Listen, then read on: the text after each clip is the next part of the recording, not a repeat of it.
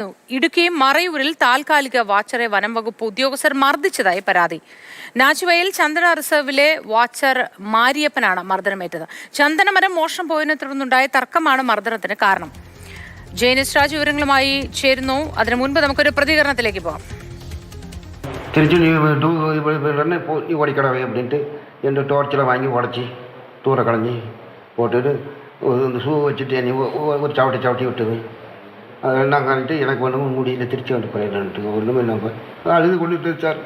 நான் எனக்கு நான் தெய்வம் தெய்வம் நடக்க குணைக்கும் தெய்வம் அப்படின்ட்டு எனக்கு പറയുന്നത്.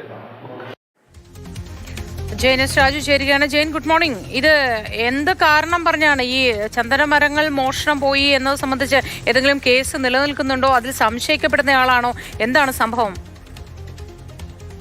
മോത്തി, കഴിഞ്ഞ ദിവസം ഈ മേഖലയിൽ, അതായത് ഈ മാരിമുത്തു ജോലി ചെയ്തിരുന്ന ആ മേഖലയിൽ നിന്ന് 4 ചന്ദനമരങ്ങൾ മുറിച്ചിരുന്നു. ചന്ദനമരങ്ങൾ മുറിച്ച് പുറത്തേക്ക് കടത്താൻ ശ്രമിച്ചെങ്കിലും അവിടെ നിന്ന് ഈ തടികൾ കൊണ്ടുപോകാൻ കഴിഞ്ഞില്ല. ഇതുമായി ബന്ധപ്പെട്ട തർക്കമാണ് തന്നെ മർദ്ദിക്കാൻ കാരണം എന്നുള്ളതാണ് ഈ മാരിമുത്ത് പറയുന്നത്. അതായത് ഈ ഇതിന്റെ കാവൽ രാത്രി ഒരു സ്ഥിരം ബീറ്റ് ഫോറസ്റ്റ് ഓഫീസറും അതോടൊപ്പം തന്നെ താൽക്കാലിക വാച്ചറുമാണ് ചെയ്യേണ്ടത്. ഇതിൽ താൽക്കാലിക വാച്ചർ വീഴ്ച വരുത്തി എന്ന് ആരോപിച്ചായിരുന്നു മർദ്ദനം എന്നാണ് ഈ പരാതിക്കാരൻ പറയുന്നത്. എന്നാൽ ഇത് സംബന്ധിച്ച് വനം വകുപ്പ് വിശദീകരിക്കുന്നത് ഈ താൽക്കാലിക വാച്ചറെ പിരിച്ചുവിടാൻ തീരുമാനിച്ചിരുന്നു. കാരണം ഇദ്ദേഹം മേൽനോട്ടം വഹിച്ച, അല്ലെങ്കിൽ ഇദ്ദേഹം കാവൽ നിൽക്കുന്ന ഭാഗത്താണ് മോഷണം നടന്നത്.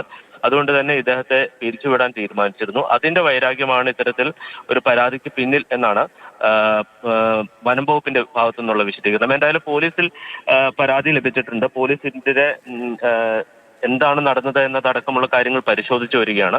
കഴിഞ്ഞ കുറച്ച് ദിവസങ്ങളായി മറയൂർ മേഖലയിൽ, പ്രത്യേകിച്ച് റിസർവിനകത്ത് ചന്ദനമോഷണം വ്യാപകമായി തുടരുകയാണ്. ഈ പശ്ചാത്തലത്തിൽ വളരെ സംഘർഷാവസ്ഥ മേഖലയിൽ നിലനിൽക്കുന്നുമുണ്ട്. എന്തായാലും CITU അടക്കമുള്ള രാഷ്ട്രീയ തൊഴിലാളി സംഘടനകൾ പ്രത്യക്ഷമായിട്ടുള്ള സമരത്തിലേക്ക് അടക്കം കടക്കാൻ സാധ്യതയുണ്ട്. ശരി ജെയിൻ.